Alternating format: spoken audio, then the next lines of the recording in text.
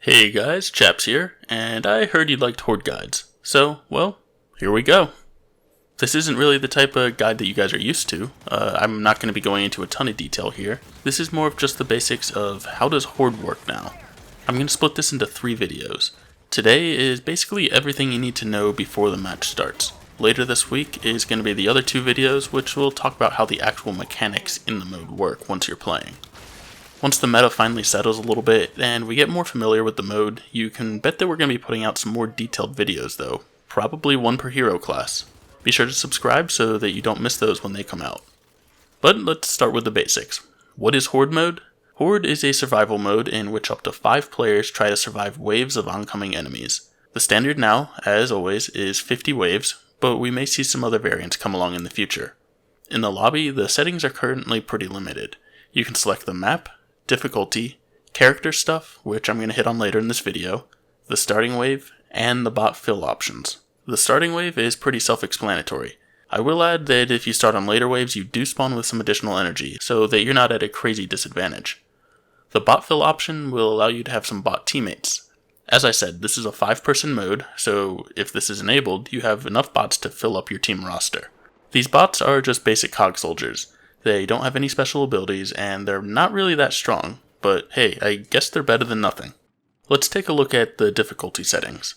Gears 5 went away from the traditional method of choosing your difficulty. Instead, we have an array of modifiers.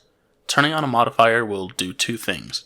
Number 1, it will change the game as per its description. This can range from things like tougher enemies, Iron Man, more expensive fortifications, or a plethora of other things. In addition to this change, it will also increase the difficulty for you. This isn't really shown much, but traditionally it's been things like increasing the enemy health and enemy damage. So just keep that in mind. Modifiers not only modifying the mechanics, but they're also making things a little bit harder on the back end as well.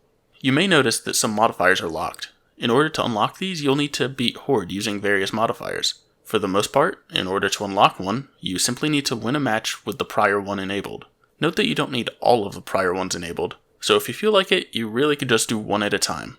You can tell if a mod is enabled if it is lit up. After you complete a match with a given mod, you'll notice that it has a greenish fire going around it. Also note that this is on a per map basis, so it's going to take quite a while to unlock everything. The last thing I want to note about difficulty is the rewards. So yeah, obviously higher difficulties will net more XP and stuff. But another reward that I'll talk about in a bit are the skill cards.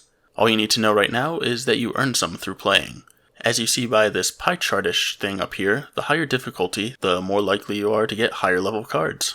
That covers the basics of match setup, so now let's get into the characters, or heroes as they're called now. Gears 5's evolution of the class system introduced heroes, which are basically a class and subclass system that are locked to certain characters. By doing so, heroes are able to have more personality with their abilities tied to the character traits. This helps people more easily identify the role that a teammate is playing. The hero system still functions similar to the class system, but now there's almost a subclass aspect to it. You still have roles like engineer, scout, marksman, tank, stuff like that, and this role defines aspects of the heroes like their passive ability. The next step down is defining what I refer to as the subclass. This defines the character that you use. This will also define their ultimate ability, their skill cards, their loadout, and their perks. Let's start with the passive ability, as is defined by each role. The passive is something that you don't need to manually activate. It's something that just naturally happens all the time. Scouts will cause enemies to drop more power for close proximity kills. Engineers have some fortification perks. Offensive people might get ammo, tanks might recharge their ult by taking damage, and, things like that. Beyond the role, you get to the subclass, which is specific to a character. This character will have their own loadout, their own skills, and their own cards. The loadout is pretty self-explanatory and works just as it did in Gears 4. The ultimate ability is new to Gears 5 though. JD can call in an airstrike, Marcus grants bonuses to people around him, and Foz can see and shoot through walls. As more characters are added, we're going to be seeing a ton of new ultimates, as each character will have a unique one.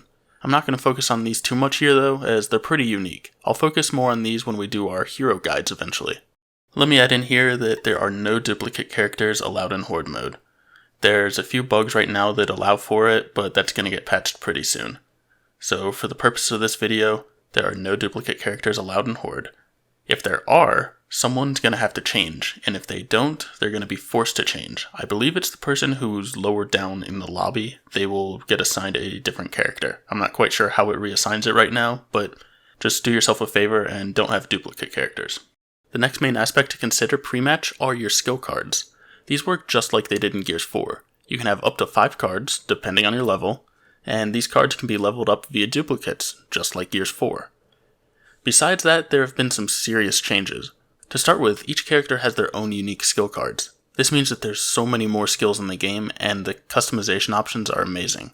The biggest change, though, comes from how you earn cards. As I mentioned earlier, cards are earned by playing, which higher difficulty gives you better results. When playing, every 5 waves you complete nets you a card. This number might change based on difficulty, but I'm really not sure at this point. You can still craft cards using scrap, just as you could in Gears 4, but there's no more RNG packs to get stuff.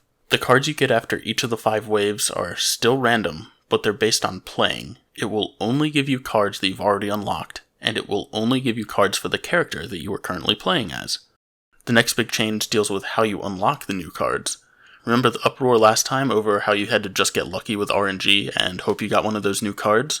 As skill cards are now specific to heroes, you now actually unlock cards based on leveling up the hero.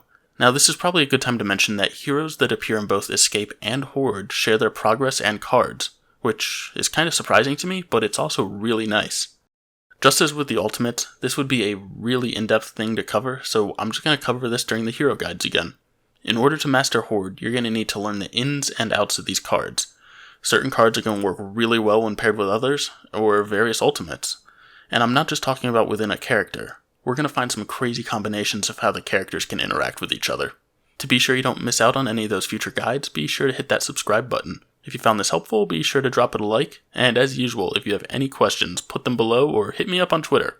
I'll catch you all in the next one, and thanks for watching.